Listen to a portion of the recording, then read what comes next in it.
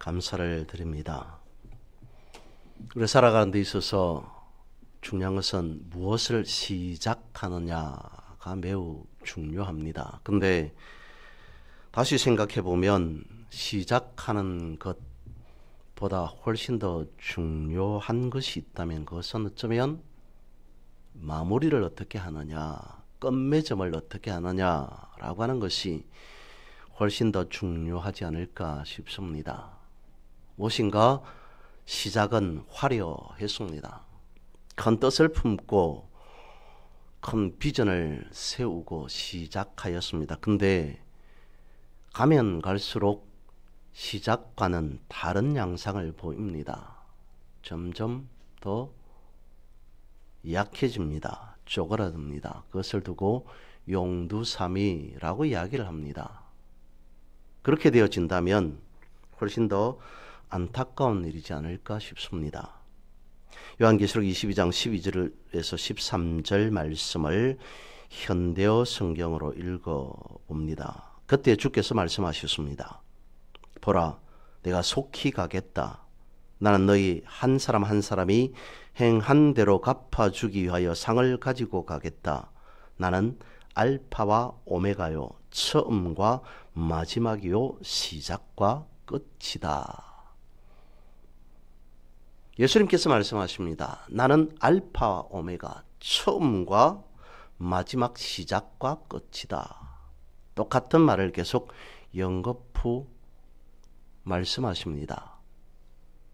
이 말씀은 무엇인가 시작도 되며 끝도 되어진다라고 하는 시간적인 의미라기보다는 전부라는 것이죠. 모든 것 되어주시는 우리의 주님, 또한 더불어서 한결같다라고 하는 그 의미도 분명 이 말씀 안에 들어가 있습니다. 그래서 시작도 좋았고 역시 끝도 좋은 것이다. 그것이 주님의 뜻이고 주님이 행하신 일이며 또한 주님을 닮아 살아가고자 하는 우리에게 주어진 축복과 은혜이다 라고 하는 것으로까지 말씀하고 있습니다. 오늘 본문에 나타나 있는 아사 왕의 삶을 통해 우리에게 가르쳐 주시는 교훈은 그것입니다. 과연 겸손과 교만이 무엇이며 그리고 겸손한 그리고 교만한 삶의 결과가 또 어떻게 달라지느냐, 어떻게 나타나느냐라고 하는 것을 우리에게 말씀해 주고 있죠. 아사왕은 시작은 엄청나게 화려했습니다. 그는 오직 하나님만을 사랑했으며 하나님만을 섬기고 사랑하기 위해 이방 제단과 산당을 없애버립니다. 아세라상을 찍어버리고 온 백성 앞에 하나님만을 의지하며 신실하게 살아갔던 그런 사람이 아사라고 하는 왕이었습니다. 그 대표적인 예로 자신의 어머니가 이제 아세라 상을 세우고 우상을 의지하고자 합니다. 그때 아사왕은 자신의 어머니를 폐위시켜 버립니다. 오직 하나님만 바라보고 하나님께만 인정받는, 하나님만 의지하는 삶을 살아가기 위한 그런 인생이었습니다. 누구 못지않게 아사왕은 믿음의 철저한 인물이었습니다. 그런데 그렇게 살아갔던 시간이 거의 한 12년 정도 흐르게 되어지자 그는 그의 믿음이 변질되기 시작합니다. 오늘 본문의 말씀이 있죠. 북이스라엘 왕 바아사가 남유다를 침입해 들어왔습니다. 예전 같았으면 아사 왕은 하나님 앞에 달려갔을 텐데 이제는 그러지 않습니다. 사람을 찾아갑니다. 사람에게 나아가서 도움을 구합니다. 그 모습을 본 선견자 하나니가 왕에게 조언을 합니다. 아니, 질책을 하죠. 왕이 어찌하여서 이렇게 되었습니까? 라고 왕을 나무랍니다. 그러자 그 말을 들었던 왕은 선견자의 책망에도 불구하고 회개하거나 반성하는 기미를 보이지 않고 감히 나에게, 감히 왕에게 라고 하는 것으로 조언을 하였던 선견자를 옥에 가두어 버립니다. 이런 악한 모습으로 바뀌어진 아사 왕의 말년은 어땠을까요? 비참하게 그는 생을 마감하게 되어집니다. 하나씩 살펴봅니다. 첫 번째로 순간의 신앙적 방심이 하나님의 은혜를 잃어버리게 되었다는 것입니다. 오늘 본문에서 아사 왕은 북이스라엘이 공격해 오자 하나님을 의지하지 않고 아람 왕에게 도움을 청합니다. 그런데 여기에서 우리가 한 가지 살펴볼 것은 본문의 말씀 7절입니다. 역대하 16장 7절 말씀에 보니까 아람 왕의 군대가 왕의 손에서 벗어났습니다 라고 되어져 있습니다. 북이스라엘이 유다를 침입해 왔습니다. 그런데 하는 말이 아람 왕의 군대가 왕의 손에서 벗어났습니다. 아사 왕은 아람에게 달려가서 도움을 청했습니다. 북이스라엘을 조금 막아주십시오. 막는데 협조해 달라는 그런 것이었습니다. 그런데 아람 왕의 군대가 왕의 손에서 벗어났다는 것은 무슨 의미냐면 하나님의 계획은 그것이었습니다. 아사 왕이 하나님을 잘 의지하고 믿었기 때문에 북이스라엘이 공격해 오더라도 침입했다 하더라도 북이스라엘도 막아내고 그리고 다음에 아람 군대가 들어온다 손 치더라도 아람 군대까지 물리칠 수 있는 계획을 하나님은 가지고 계셨다는 것이죠. 그런데 북이스라엘이 공격해 왔을 때 아람에게 찾아가서 우리 좀 도와주십시오. 하나님을 의지하지 않고 사람을 의지하는 결과 하나님의 은혜를 이와 같이 잃어버리게 되었다라고 하는 것을 성경은 말씀하고 있습니다. 우리가 잘 아는 이솝 우화에 나오는 이야기입니다. 파리와 분나비, 불나비가 있습니다. 분나방이라고 하나요? 네. 배고픈 파리가 보니까 저 앞에 꿀단지 하나가 놓여 있습니다. 날아가서 꿀맛을 봅니다. 황홀했습니다. 시장했다. 배가 고팠고 지쳐 있었기 때문에 그 꿀은 그야말로 황홀한 꿀맛이었습니다. 점점 더 안으로 들어갑니다. 꿀단지의 가운데까지 갔습니다. 한참을 꿀을 먹고 있다 보니까 다리뿐만 아니라 날개까지 꿀에 젖어버립니다. 날개를 움직이려 하더라도 날개가 꿀에 젖어서 움직이지 않습니다. 다리도 제대로 쓸 수 없는 상황이 되었습니다. 그런 파리의 모습을 본 불나비가 말합니다.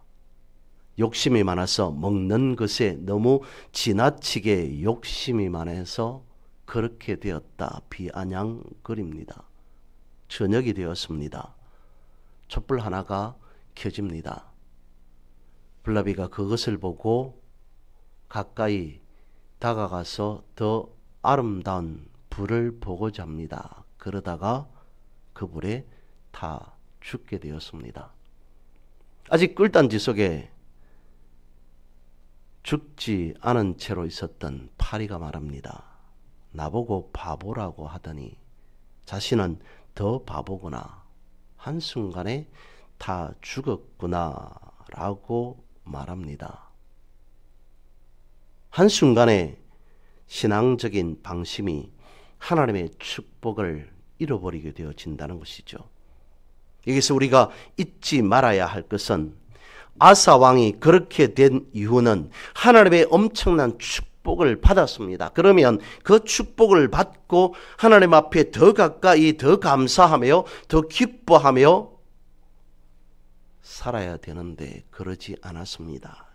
교만해졌다는 것이죠. 그래서 바울은 우리에게 그렇게 말씀으로 가르쳐 주는 것 같습니다. 무엇인가를 성취했다고 할 때 오히려 더욱더 어떻게 하라고요? 넘어질까 조심하라 라고 말씀을 하고 있는 것이죠.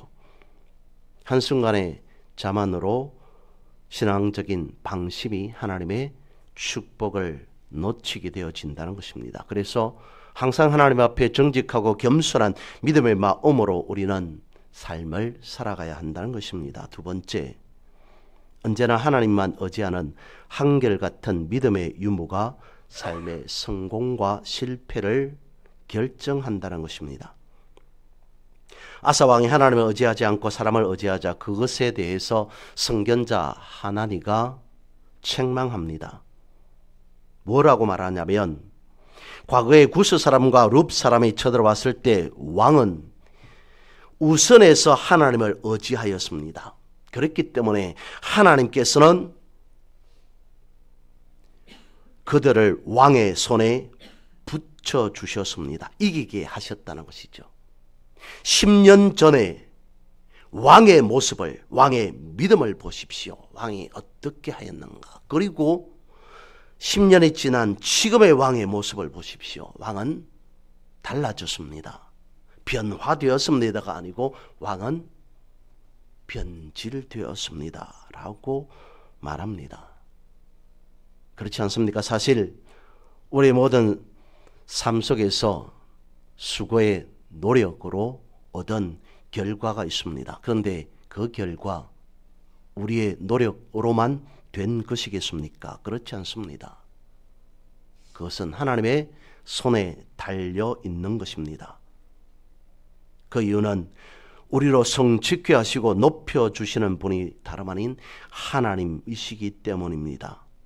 그래서 하나님으로부터 얻은 그 성취의 결과를 거기에서만 얻었다라고 하는 그 결과로만 만족하지 않고 얻은 그 결과를 지속하기 위해서 하나님, 나를 더욱더 지켜주셔야 됩니다. 하나님께서 지켜주시지 않으신다면 좋은 결과도 유지할 수 없기 때문인 것이죠. 그래서 노력해서 얻은 결과가 있다면 그 결과에 만족하지 않고 좋은 결과를 하나님께서 이끌어 갈 수 있도록 맡기고 의지하는 것이 필요하다는 것입니다. 잠언 21장 30절에서 31절에서 말씀을 하십니다. 전쟁을 위해 마병을 준비하는 것은 사람이지만 전쟁의 이김은 하나님께 있습니다 라고 말씀을 하십니다. 또한 더불어서 성경은 우리에게 말씀하고 있습니다. 사람이 마음으로 자기 길을 계획할지라도 그 걸음을 인도하시는 분은 하나님이시다 라고 하는 것이죠. 그래서 우리의 처지가, 우리의 환경이 형통하든지 곤고하든지 거기에 집착할 것이 아니라 언제나 하나님을 의지하는 것이 필요하다라고 하는 것입니다. 이어서 세 번째, 실수하지 않는 것도 중요하지만 실수한 이후에 대처하는 것이 훨씬 더 중요하다는 것입니다. 아사 왕은 자신의 잘못을 지적하는 선견자 하나니를 오히려 자신에게 왕을 책망했다는, 왕을 나무랐다는 그것으로 옥에 가둬버립니다. 그런데 여기서 우리는 한 가지를 더 비교해 보면 좋습니다. 이런 아사 왕의 행동과 그리고 다윗 왕의 모습을 비교해 봅니다. 바세바 사건으로 다윗은 엄청난 범죄를 저질렀습니다. 그 모습을, 그걸 안 선지자 나단이 찾아와서 왕이시여 어찌하여서 이런 엄청난 범죄를 저질렀습니까? 라고 책망을 하자 다윗은 하나님 앞에 무릎 꿇습니다. 하나님, 제가 하나님 앞에 엄청난, 사람 앞에 하나님 앞에 엄청난 범죄를 저질렀습니다. 용서해 주십시오라고 했습니다. 근데 아사 왕은 그렇지 않았습니다. 미련하게도 교만하여져서 회개하지 않고 오히려 자신에게 조언을 하는, 직언을 하는 선견자를 옥에 가둬버리게 되어지죠. 그것으로 인해 그는 중병에 걸립니다. 그랬으면 다시 회개하고 예전의 믿음을 회복해야 함에도 불구하고 그렇지 않았다는 것입니다. 끝까지 끝끝내 중병에 들었음에도 하나님을 의지하지 않은 그는 그야말로 비참한 인생으로 마감하게 되었다는 것이죠. 일상적인 예화 하나를 더 말씀을 드립니다. 어떤 한 사람이 옆에 동성되어 있는 자를 보니까 가톨릭 신부였습니다. 평범한 한 사람과 가톨릭 신부가 나란히 차에 앉아서 길을 떠납니다. 신부이다 보니까 옆에 앉아있는 사람이 이런 말 저런 말을 합니다. 그러다가 어쩌다가 말 끝에 인생 상담을 하였던 것 같습니다. 그 사람이 신부에게 그렇게 말합니다. 저는 소심합니다. 두려움이 많습니다. 그래서 무엇인가를 제대로 잘 하지 못합니다. 밀어붙이고 도전하고 나아가야 하는 그런 일에 있어서도 제대로 소심하고 두려움이 많아서 일을 잘 처리하지 못하고 있습니다. 제 인생은 성공한 인생이 아닌 실패한 인생인 것 같다는 식으로 이야기를 합니다. 그러자 그 말을 듣고 있던 신부가 말합니다. 아닙니다.